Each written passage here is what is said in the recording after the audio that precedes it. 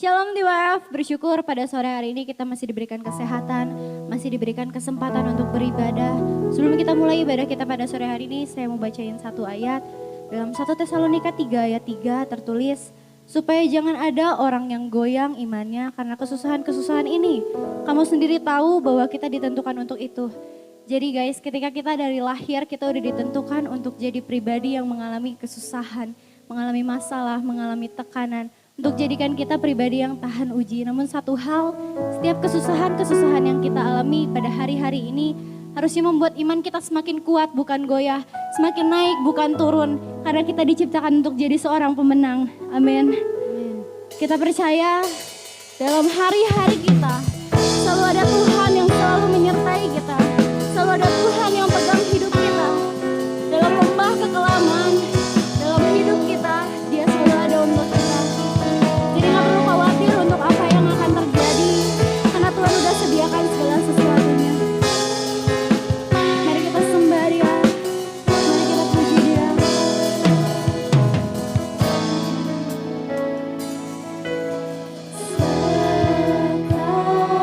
Sekalipun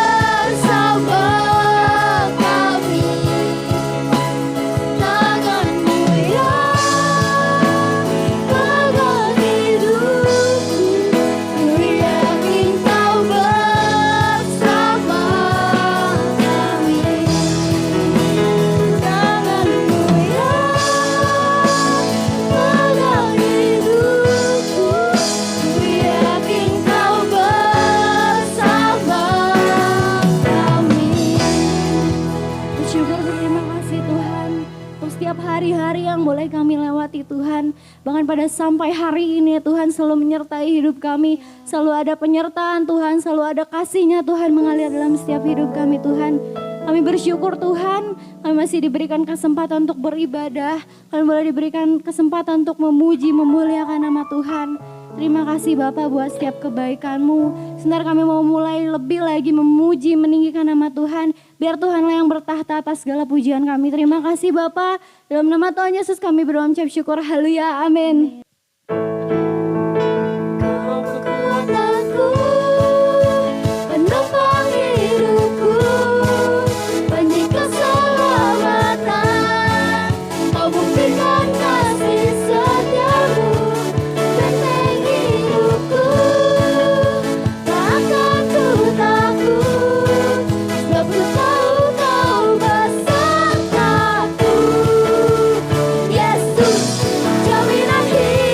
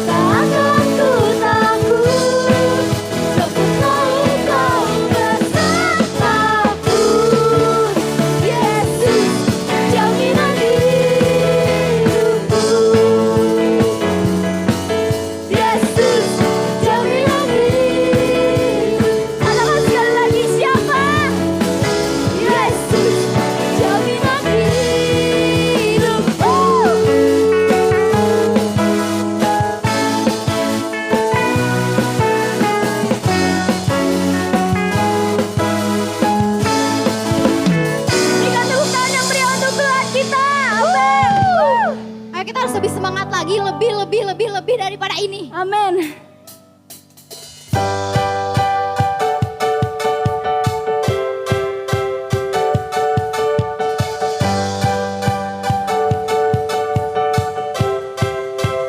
Say.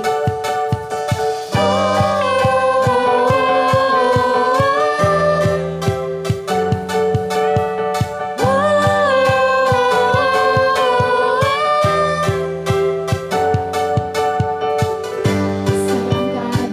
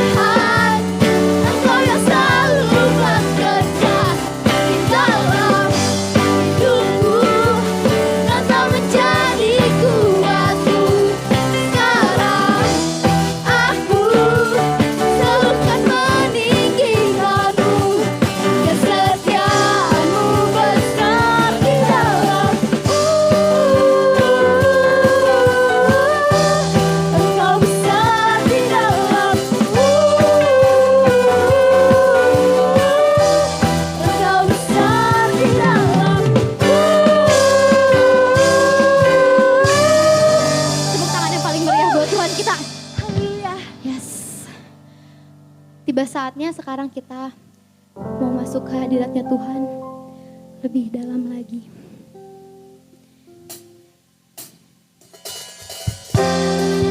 Kita semua percaya setiap kesusahan kita, saat kita sedang ada di titik terendah, tangan Tuhan selalu ada untuk setiap kita.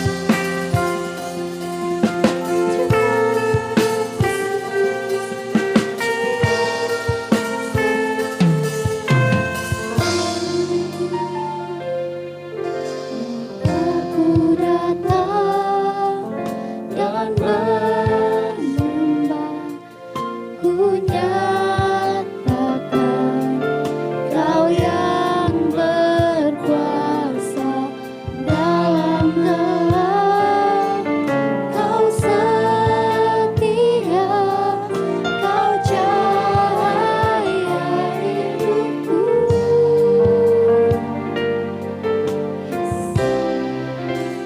Kau kuatkan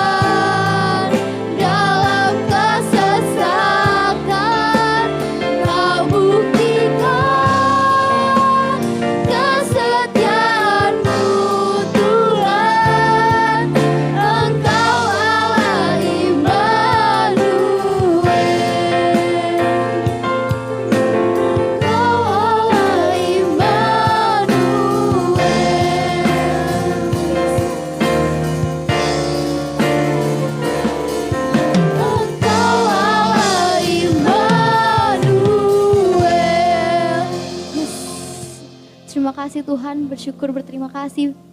Kami masih diberikan kesempatan untuk tetap memuji, menyembah, meninggikan nama-Mu Tuhan. Terima kasih Tuhan untuk setiap hari-hari yang Kau berkati. Terima kasih Tuhan untuk setiap kesehatan yang boleh terus Engkau berikan kepada setiap kami Tuhan. Tuhan, sebentar kami akan mendengarkan sebagian dari firman-Mu Tuhan. Urapi hamba-Mu yang akan menyampaikan firman-Mu Tuhan. Kiranya firman itu boleh tertabur dan tertanam dalam diri kita. Hanya ke dalam tangan-Mu Tuhan kami telah berdoa. Haleluya. Amin. Shalom teman-teman TWF, gimana kabarnya? Saya berharap teman-teman semua dalam keadaan sehat. Oke, masih antusias untuk mendengarkan firman Tuhan, amin. Oke, masih bicara tentang yang namanya otoritas, teman-teman ya. Di sini di bulan ini saya kasih tema untuk sharing pada sore hari ini adalah power under authority, kayak gitu ya teman-teman. Dimana ngomongin soal otoritas pasti berhubungan dengan yang namanya suatu kuasa atau kekuasaan. Orang yang berkuasa biasanya adalah seorang pemimpin, teman-teman ya.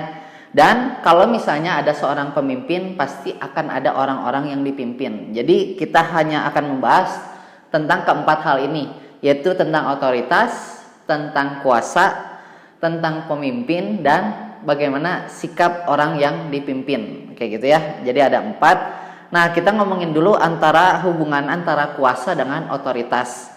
Fakta yang harus atau kebenaran yang teman-teman harus ketahui adalah kuasa atau power itu harus di bawah otoritas atau authority, kayak gitu. Harus berada di bawah otoritas atau authority, kayak gitu ya teman-teman. Kita buka dulu ayatnya sama-sama ya, di Markus 9 ayat 38. Markus 9 ayat 38, demikianlah firman Tuhan. Kata Yohanes kepada Yesus, "Guru, kami lihat seorang yang bukan pengikut kita mengusir setan demi nama-Mu. Lalu kami cegah orang itu karena ia bukan pengikut kita." Jadi jelas di sini ada orang yang bukan pengikut Tuhan tapi bisa berhasil mengusir setan demi nama Tuhan. Nah, kita bandingin sama ayat berikutnya, Kisah Rasul 19 ayat 13 sampai 16. Oke. Demikianlah firman Tuhan. Juga beberapa tukang jampi Yahudi yang berjalan keliling di negeri itu mencoba menyebut nama Tuhan Yesus atas mereka yang kerasukan roh jahat dengan berseru katanya, "Aku menyumpahi kamu demi nama Yesus yang diberitakan oleh Paulus." Mereka yang melakukan hal itu ialah 7 orang anak dari seorang imam kepala Yahudi yang bernama Skewa. Tetapi roh jahat itu menjawab, "Yesus aku kenal dan Paulus aku ketahui. Tetapi kamu, siapakah kamu?" Dan orang yang dirasuk roh jahat itu menerpa mereka dan menggagahi mereka semua dan mengalahkannya. Sehingga mereka lari dari rumah orang itu dengan telanjang dan luka-luka. Bayangin teman-teman, ada 2 kisah, sama-sama ada orang yang mengusir setan atau roh jahat demi nama Tuhan, tapi yang satu berhasil, yang satu malah digagahi, dikalahkan, diserang balik oleh roh jahat, kayak gitu ya. Mengusir roh jahat itu bicara tentang kuasa. Kenapa yang satu berhasil, yang satu enggak berhasil? Kuncinya ada di yang namanya otoritas. Jadi betapa pentingnya sebuah otoritas, segala sesuatu kuasa yang berada di bawah otoritas itu adalah kuasa yang resmi, yang legal, yang Tuhan kehendaki. Sedangkan segala kuasa yang tidak berada di bawah otoritas itu adalah segala kuasa yang ilegal atau yang tidak resmi, yang tidak dikenan oleh Tuhan. Makanya hati-hati teman-teman, mari kita sama-sama cek setiap bidang kehidupan kita. Apakah kita menjadi anak-anak Tuhan yang taat dan tunduk terhadap otoritas atau tidak, kayak gitu ya teman-teman ya. Menundukkan diri dengan benar di bawah otoritas itu adalah kunci kesuksesan hidup. Percaya teman-teman, ketika kita sama-sama menundukkan diri kepada otoritas di atas kita, maka kesuksesan hidup itu akan menjadi bagian kita. Karena itulah Tuhan, yang Tuhan mau tuh itu untuk kita lakukan dalam hidup setiap kita teman-teman. Nah, kita baca lagi satu ayat yang lebih luar biasa lagi teman-teman ya, di Matius 7 ayat 21 sampai 23. Demikianlah firman Tuhan. Bukan setiap orang yang berseru kepadaku, Tuhan, Tuhan, akan masuk ke dalam kerajaan sorga, melainkan dia yang melakukan kehendak Bapakku yang di sorga. Pada hari terakhir, banyak orang akan berseru kepadaku, Tuhan, Tuhan, bukankah kami bernubuat demi namamu dan mengusir setan demi namamu dan mengadakan banyak mujizat demi namamu juga? Pada waktu itulah aku akan berterus terang kepada mereka dan berkata, aku tidak pernah mengenal kamu. Nyala daripadaku, kamu sekalian pembuat kejahatan.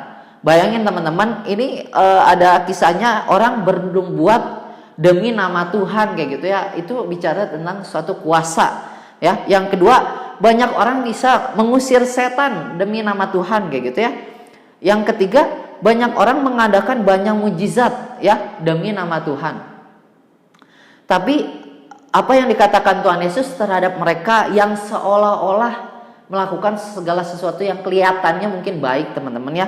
Tapi Tuhan Yesus berkata, aku tidak pernah mengenal kamu kayak gitu ya. Nyala daripadaku, kamu sekalian pembuat kejahatan. Begitu menyedihkan teman-teman ya. Makanya kita harus sama-sama cek apakah kita sama menjadi orang-orang yang tunduk terhadap otoritas. Saya ulangi lagi, segala kuasa yang tidak berada di bawah otoritas itu adalah kuasa yang ilegal. Walaupun kelihatannya baik, tapi ternyata Tuhan tidak berkenan akan hal itu teman-teman. Oke. Terus selanjutnya, Allah adalah sumber otoritas dan mendelegasikan otoritasnya di muka bumi ya. Kita mau sama-sama baca di Roma 13 ayat 1 sampai 2. Tiap-tiap orang harus takluk kepada pemerintah yang di atasnya, sebab tidak ada pemerintah yang tidak berasal dari Allah, dan pemerintah-pemerintah yang ada ditetapkan oleh Allah.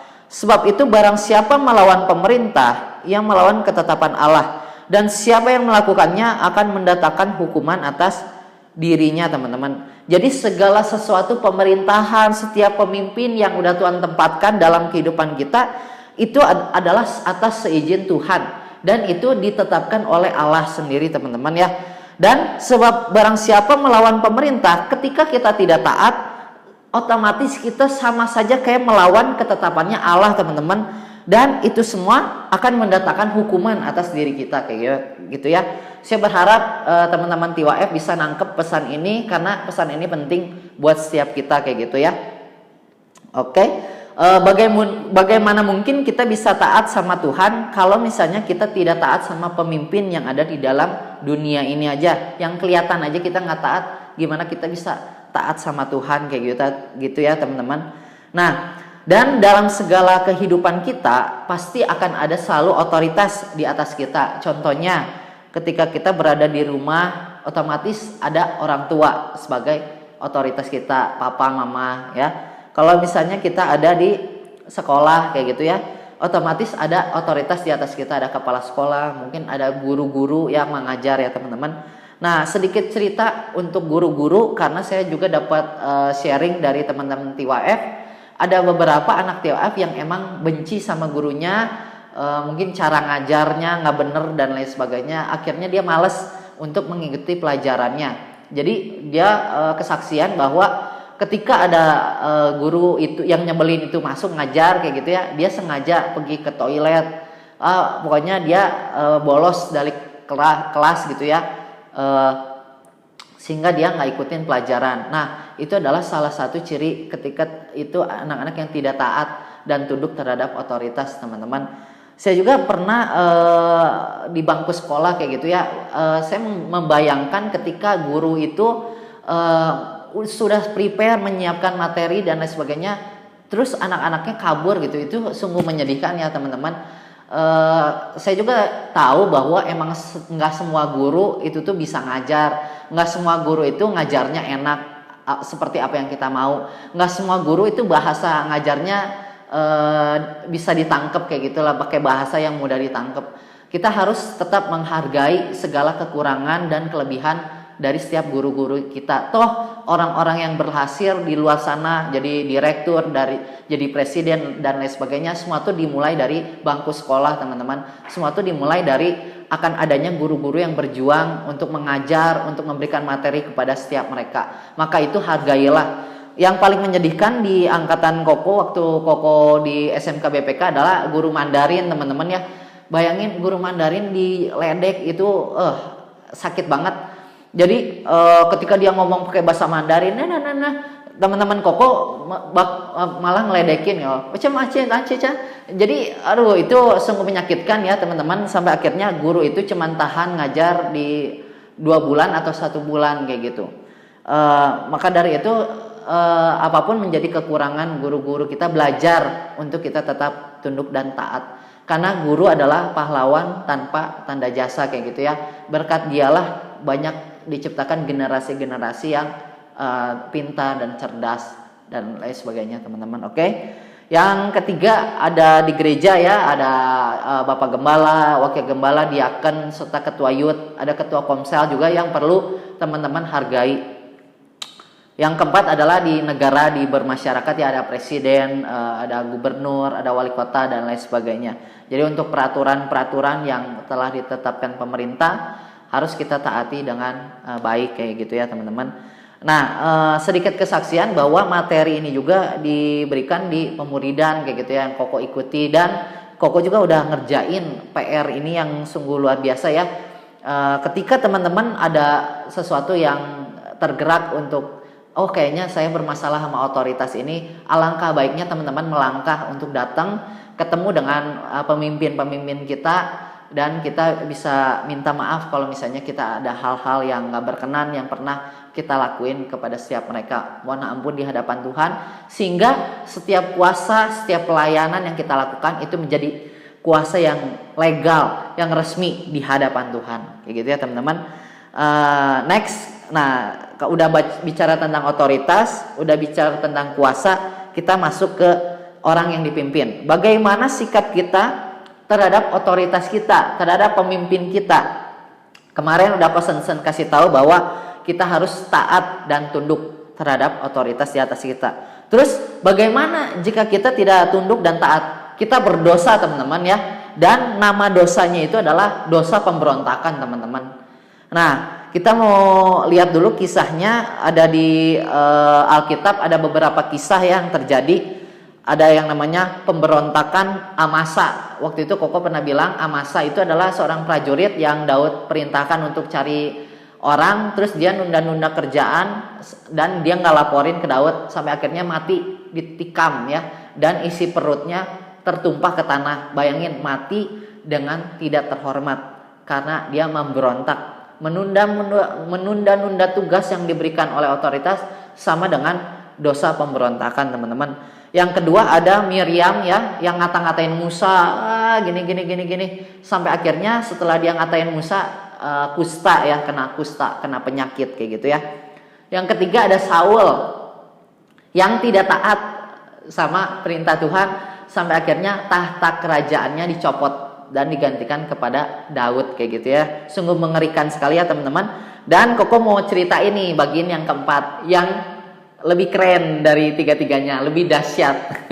Yaitu adalah pemberontakan Korah CS kayak gitu ya. Kita baca dulu di Bilangan 16 ayat 1 dan 2 dan Bilangan 16 ayat 31 sampai 32. Apa yang terjadi terhadap Korah? Bilangan 16 ayat 1 dan 2. Pemberontakan Korah, Datan dan Abiram. Korah bin Yizar bin Kehat bin Lewi beserta Datan dan Abiram, anak-anak Eliab, dan On bin Pelet, ketiganya orang Ruben, mengajak orang-orang untuk memberontak melawan Musa beserta 250 orang Israel. Pemimpin-pemimpin umat itu yaitu orang-orang yang dipilih oleh rapat, semuanya orang-orang yang kenamaan. Jadi artinya Korah beserta dengan teman-temannya mengajak orang-orang untuk memberontak melawan Musa. Nah, apa akibatnya? Akibatnya di ayat 31 dan 32. Oke. Ayat 31 dan 32. Baru saja ia selesai mengucapkan segala perkataan itu, maka terbelahlah tanah yang di bawah mereka, dan bumi membuka mulutnya dan menelan mereka dengan seisi rumahnya dan dengan semua orang yang ada pada Korah dan dengan segala harta milik mereka. Bayangin teman-teman, baru memberontak, baru ngata-ngatain, langsung tanah terbelah memakan setiap mereka gitu ya, menelan. Waduh, itu luar biasa banget ya. Dosa pemberontakan itu banyak yang dirugikan teman-teman ya. Dibicara di sini dia keluarganya, seisi rumahnya dirugikan, bahkan harta bendanya teman-teman. Ingat, segala berkat mungkin Tuhan ingin memberkati kita dan dengan melimpah-limpah, tapi kenapa ya kok keluarga saya kayak nggak diberkati Tuhan, kok keuangan saya terus seret padahal saya udah berusaha dengan baik dan sebagainya. Kita harus cek apakah kita menjadi anak-anak Tuhan yang taat dan tunduk terhadap otoritas atau enggak. Mungkin itu adalah salah satu penyebab teman-teman kenapa kita tidak diberkati Tuhan, karena adanya dosa pemberontakan yang kita lakukan kayak gitu. Maka dari itu mari segera selesaikan setiap dosa-dosa pemberontakan kita. Mari memberanikan diri minta tuntunan Roh Kudus untuk kita bisa datang minta maaf kepada pemimpin-pemimpin kita. Nah, kita mau bahas ada 3 tingkat teman-teman tentang roh yang namanya pemberontakan. Yang pertama adalah sifat egois teman-teman ya, semau gue, sulit untuk diatur dan hanya mengikuti keinginan sendiri. Misalnya pemimpinnya nyuruh kamu A ngerjain A, dia mah nggak ngerjain A, dia mah malah ngerjain B kayak gitu ya. Kadang juga disuruh ayo atuh posting ayat di grup setiap hari, dia nggak ngelakuin dan lain sebagainya kayak gitu teman-teman ya. Dia punya prinsip sendiri kayak gitu ya, sulit untuk diatur kayak gitu ya. Padahal itu kita suruh pemimpin untuk kebaikan dia kayak gitu ya. Yang kedua adalah sifat rasa terluka di dalam dirinya yang membuat dia tidak nyaman dengan otoritas, atau dia mulai ngegosipin otoritas di atasnya dan jadi pahlawan kesiangan. Contohnya misalnya dia ada statement dari pemimpinnya, dia bilang setuju padahal di belakang dia ngomongin keputusan macam apa itu kayak gitu ya. Itu yang berbahaya teman-teman ya. Yang level ketiga adalah sikap untuk menghakimi. Wah, udah menghakimi pimpinan kita. Cenderung membesar-besarkan berita negatif, yang kecil digede-gedein. Sudah tidak nyaman, sudah tidak mampu untuk menyelesaikan konflik. Mari cek kehidupan kita masing-masing. Kita ada di level mana? Kita egois, kita nggak mau tunduk sama pemimpin kita, atau kita terluka, pernah dikata-katain mungkin terluka sampai akhirnya kita ngegosipin dia. Yang ketiga adalah kita menghakimi, masalah kecil aja kita gede-gedein, kita jelek-jelekin nama pemimpin kita kayak gitu ya. Mari cek dan buat komitmen untuk teman-teman minta maaf dan beresin. Saya juga pernah lakukan hal ini dan gak gampang, tapi Roh Kudus yang akan memampukan setiap kita. Kalau misalnya saya bisa, teman-teman juga pasti bisa kayak gitu ya teman-teman. Oke. Sekarang yang terakhir kita bahas soal otoritas. Nah, ada pertanyaannya, kok kita suruh tunduk sama otoritas? Bagaimana jika otoritas kita itu tidak benar? Nggak bisa mimpin kayak gitu ya, punya kekurangan dan lain sebagainya. Ingat kisahnya Daud ya teman-teman. Waktu itu Saul sampai ngejar-ngejar dia, udah mau ngebunuh Daud berkali-kali, seorang raja, bayangin ya. Tapi apa yang Daud lakukan? Daud tetap tunduk, tetap hormat. Di mana ayatnya? Waktu itu ada Daud sampai dikejar-kejar di dalam sebuah gua. Waktu itu Saul lagi tidur, sebenarnya Daud punya kesempatan untuk bunuh Saul, tapi dia mengakui bahwa Saul adalah orang yang diurapi Tuhan. Sampai akhirnya dia nggak jadi berbuat sesuatu kepada Saul, membunuhnya dan lain sebagainya. Sampai akhirnya tahta kerajaan itu oleh tangan Tuhan sendirilah di waktunya Tuhan diberikan kepada Daud kayak gitu. Itu adalah suatu sikap. Makanya kenapa kehidupan Daud itu berkenan di hadapan Allah, karena Daud adalah salah satu orang yang tunduk dan taat terhadap otoritas. Oke?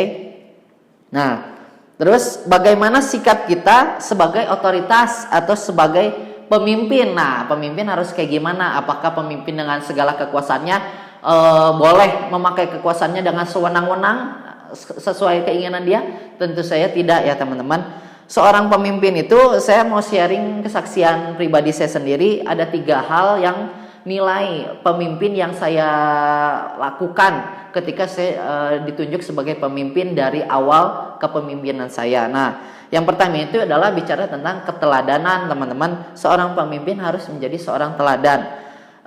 Waktu dibentuk grup Komsel, saya udah kasih instruksi kepada anak-anak mentor saya bahwa kita harus usahain untuk posting ayat. Jadi setiap hari baca firman Tuhan, renungin, pilih ayat yang memberkati dan share di grup agar teman-teman yang lain bisa diberkati. Ketika statement itu keluar dari mulut saya harus membiasakan diri jadi teladan. Jangan cuman ngomong tapi saya sendiri nggak posting. Itu jadi beban tersendiri buat pemimpin untuk membuktikan keteladanannya, teman-teman. Saya bilang jangan sampai bolong. Saya harus berusaha setiap hari untuk tidak bolong share ayat, sehingga orang-orang anak-anak mentor juga respect, sehingga dia juga bisa belajar dari pemimpinnya. Jadi omong kosong kalau misalnya pemimpin cuman bisa nyuruh tanpa dia menjadi contoh bagi orang-orang yang disuruhnya. Itu menurut saya kurang bijak ya, teman-teman. Misalnya kayak seorang ayah mau anaknya jangan ngerokok, tapi ayahnya sendiri ngerokok, dan kira-kira kuasa atau perintahnya itu jadi nggak ada kuasanya karena ayahnya sendiri ngerokok kayak gitu ya. Nah, jadi waktu dulu juga setiap rapat tuh on time. Seorang pemimpin itu harus datang lebih awal dibanding anak buahnya kayak gitu, teman-teman ya. Itu yang saya biasakan. Karena waktu dulu juga sebelum menjadi pemimpin saya pernah ditegur oleh pemimpin rapat karena saya sering datang terlambat. Oleh karena itu saya ngerasa nggak enak ditegur gitu ya. Oleh karena itu saya ketika ditunjuk sebagai pemimpin saya mau datang lebih awal kayak gitu ya. Oke, yang kedua adalah soal sifat rendah hati, teman-teman ya.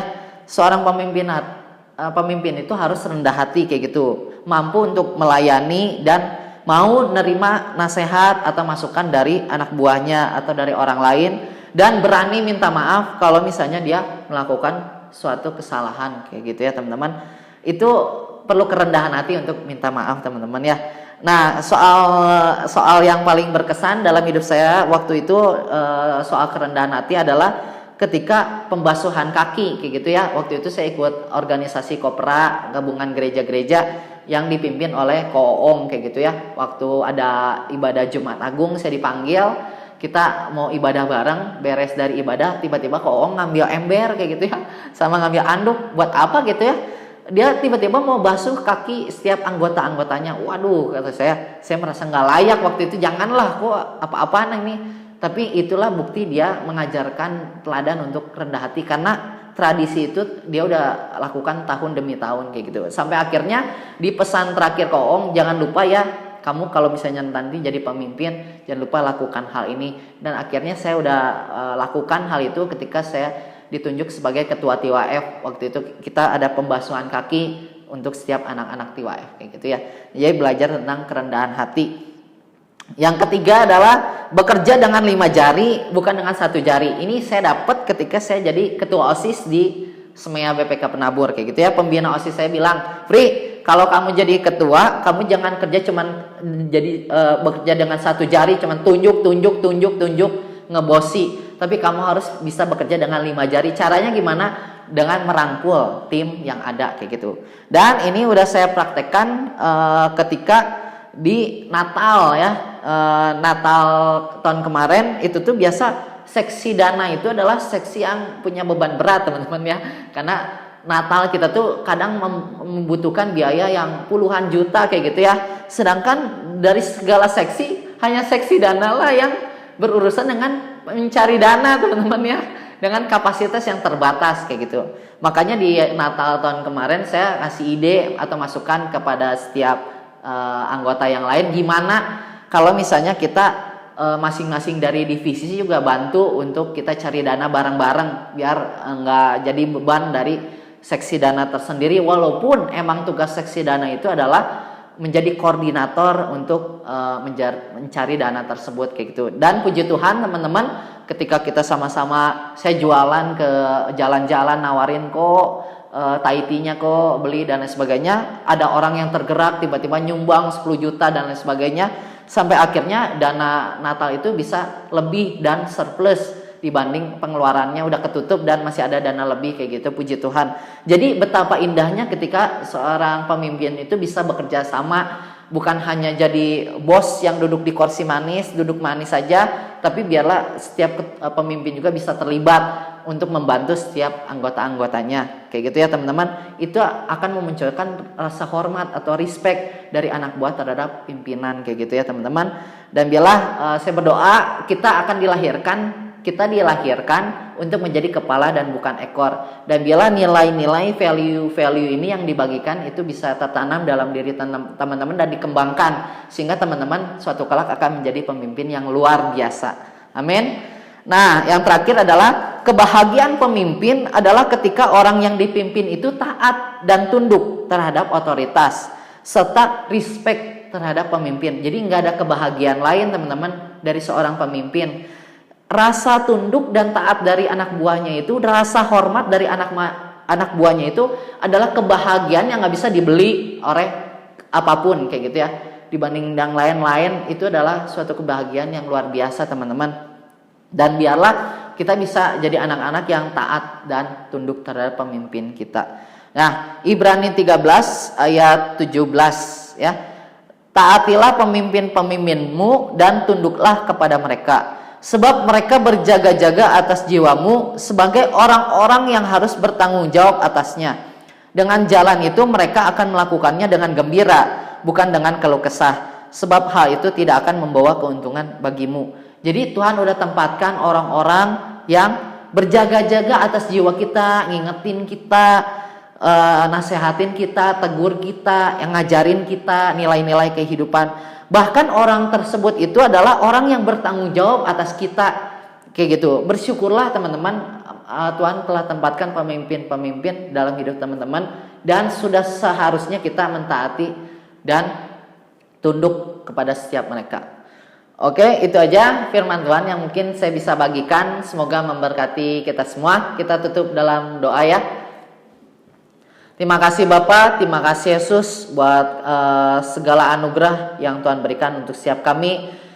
Kami sungguh bersyukur untuk setiap firman Tuhan yang telah dibagikan. Kami tahu segala kuasa yang kami lakukan di luar otoritas atau tidak berada di bawah otoritas itu adalah kuasa yang ilegal. Dan biarlah setiap kami anak-anak muda boleh menjadi anak-anak Tuhan yang tunduk dan taat terhadap otoritas, sehingga apapun yang kami kerjakan, setiap kuasa yang Tuhan kasih, setiap pelayanan yang kami kerjakan itu menjadi kuasa yang resmi, yang legal, yang Tuhan kenan dan menyenangkan hati Tuhan. Berikan kami kemampuan, keberanian untuk kami boleh memulihkan keadaan kami ketika kami boleh bermasalah. Mungkin kami bermasalah dengan otoritas di atas kami.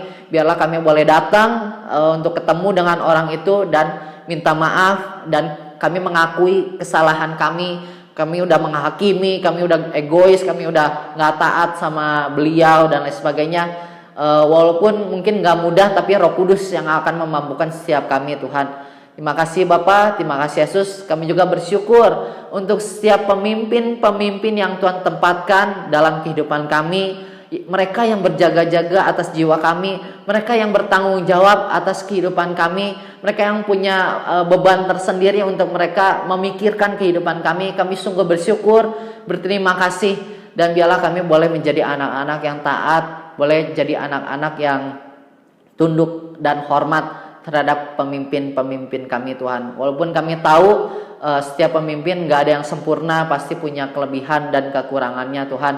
Dan biarlah sebagai orang yang dipimpin kami boleh tangkap nilai lebih dari pemimpin kami dan kekurangannya. Biarlah kami boleh jadikan pembelajaran untuk kami boleh menjadi suatu kelak menjadi pemimpin yang lebih baik lagi Tuhan. Terima kasih Bapa, terima kasih Yesus. Inilah doa kami Tuhan Yesus. Terus jaga dan lindungi setiap kami di situasi ini, dan biarlah dalam situasi ini kami boleh menjadi anak-anak yang terus bertumbuh di dalam Tuhan. Terima kasih Bapak, inilah doa kami, hanya di dalam nama Tuhan Yesus kami berdoa dan mengucap syukur. Haleluya, amin.